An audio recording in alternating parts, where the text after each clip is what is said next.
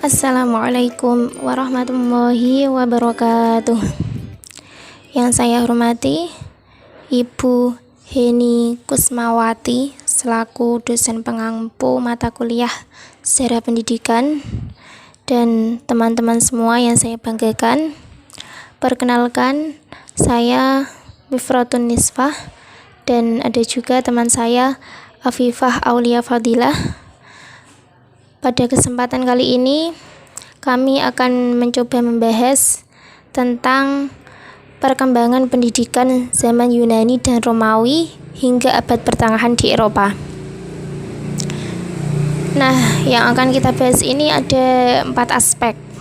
Pertama yaitu pola pendidikan zaman Yunani kuno. Kedua, karakter pendidikan zaman Romawi kuno. Ketiga, karakter pendidikan abad pertengahan. Kemudian terakhir, dampak pemikiran abad pertengahan terhadap perkembangan pendidikan di Eropa. Kita bahas satu persatu. Pertama yaitu pola pendidikan zaman Yunani kuno. Nah, pada zaman Yunani kuno ini ada 2 pusat pendidikan yang disorot di sana, yaitu di Sparta dan Athena. Yang pertama di Sparta, pola pendidikan di Sparta ini lebih ke arah militeris atau pendidikan yang ditujukan untuk perjuangan membela negara, lebih dijuruskan pada mental fisik. Bagi mereka itu psikis itu tidak terlalu penting. Maka di sini disebutkan bahwa anak-anak itu dibiasakan lapar, tidur di atas bantal rumput, dan pada musim dingin hanya memakai mantel biasa saja. Jadi di sana itu betapa kerasnya pendidikan, ajaran-ajaran dari kaum Sparta ini. Ya, itu semua demi mewujudkan apa yang diinginkan, yaitu menjadikan militer yang tangguh dan kuat dalam berbagai kondisi, gitu. Di sini juga disebutkan bahwa anak-anak yang cacat atau lemah itu langsung dibunuh atau dilemparkan dari atas batu yang besar. Nah, begitu kejamnya pola pendidikan pada zaman Sparta ini. Jadi mereka itu benar-benar dibimbing untuk menjadi militer negara.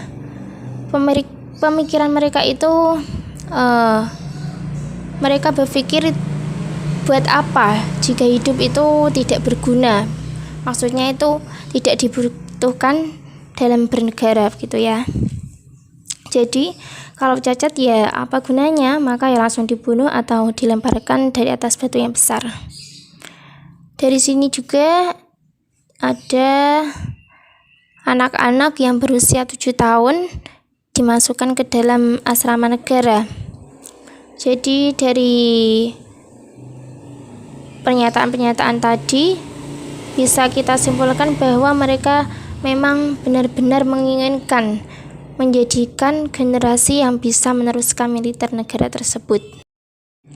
Sedangkan pendidikan di Athena yaitu membentuk warga negara dengan jalan pembentukan jasmani dan rohani yang harmonis. Jadi pendidikan di Athena itu kebalikan dari pendidikan di Sparta.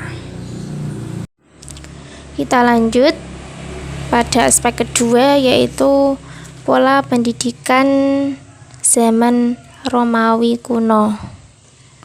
Jika bisa kita bandingkan bahwa pendidikan pada zaman Romawi kuno ini lebih sederhana daripada pada zaman Yunani.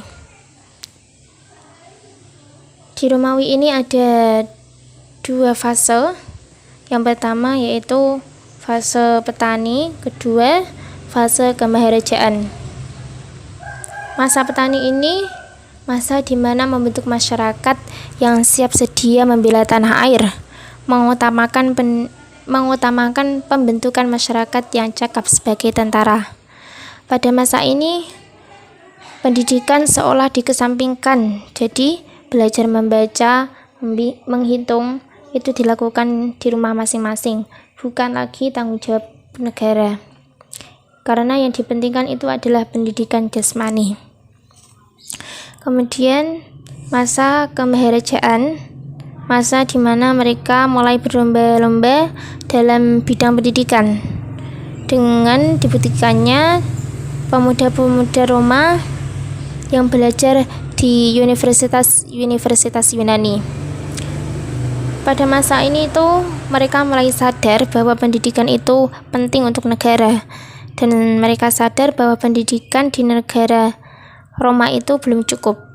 Kemudian mereka pergi ke Yunani untuk memperoleh pendidikan, untuk sekolah di universitas di Yunani. Setelah mereka pulang, mereka membawa Helenisme. Maka terjadi perubahan pola-pola kebudayaan yang dulunya fase pertanian, kemudian berubah sesuai dengan apa yang telah dibawa dari Yunani menjadi fase kemaharajaan. Dan ada pula hukum-hukum lama yang dipandang tidak sesuai lagi itu dihilangkan, diganti dengan apa yang telah didapat di universitas Yunani. Pertengahan. Nah, itu abad pertengahan ini gitulah kehidupan pada masa Romawi. Tadi fase pertama yaitu pertanian, di mana mereka masih biasa-biasa saja. Kemudian fase kedua mereka sudah sadar bahwa pendidikan itu penting. Kemudian dia pergi ke Yunani untuk mendapatkan pendidikan. Setelah pulang, pada abad pertengahan mereka ini membawa budaya-budaya baru. 3 poin yang akan kami bahas. Yang pertama, kita lihat dari lembaga pendidikan. Kedua, metode pengajaran.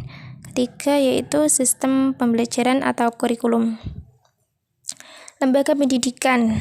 Pada masa ini, lembaga pendidikan sudah mulai bermunculan, mulai muncul pemikiran-pemikiran adanya tingkatan pendidikan, mulai dari tingkatan terendah yaitu sekolah dasar, kemudian sekolah menengah, dan ada juga perguruan tinggi. Jadi mungkin saja awal mula dari pendidikan zaman sekarang itu bermula dari abad pertengahan ini. Adanya tingkatan-tingkatan dari SD, SMP, SMA, dan perguruan tinggi.